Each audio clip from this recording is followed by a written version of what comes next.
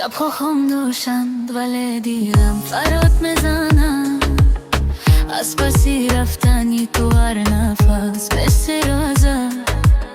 در کوچه وای خاطر تنها قدم میزنم نامی تو رو با بود میگویم ولی جواب نمیابم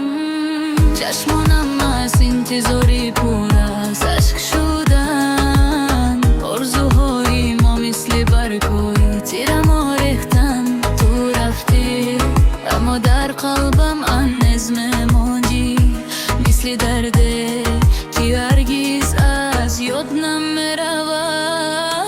عشقی گم شده ای من کجا رفتی دلی شکستم را با گیر گذاشتی من هر شب با سایه ای تو صحبت میکنم ولی تو دیگر هرگز بر نمیگردی ای بختی ناکامم چرا چنین شد آسمانی امیدم پر از ابری غم شد به تو زندگی تنها یک راهی دراز است که اگر دمش پر از درد و نیاز است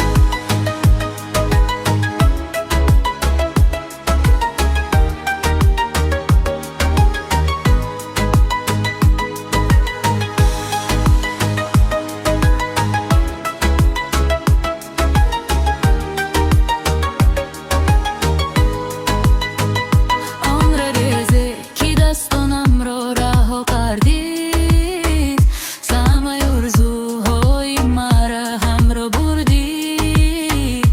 گلهای محبت در باغ دل خزان شدند سرودی خوشبختی به نالای غم تبدیل شد من عکسی تو را هر روز به آغوش میگیرم با یادهای گذشته زندگی میکنم تلخنده که امروز در لبانم پیدا میشود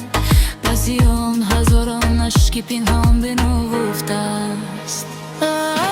عشقی گم شده ای من کجا رفتی دل شکستم را با کی گذاشتی من هر شب با سایه ای تو صحبت میکنم ولی تو دیگر هرگز بر نمیگردی ای بختی ناکامم چرا چنین شد آسمانی امیدم پر از ابری غم شد به تو زندگی تنها یک راهی دراز است که هر دردمش پر از درد و نیاز است اگر روزی صدای مرا شنوی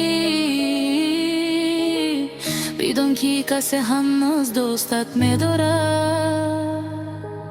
در بین همه این شب‌های سرد دل برای تو آرام آرام می‌سازد اکنون مرا گردانیم سفری رویم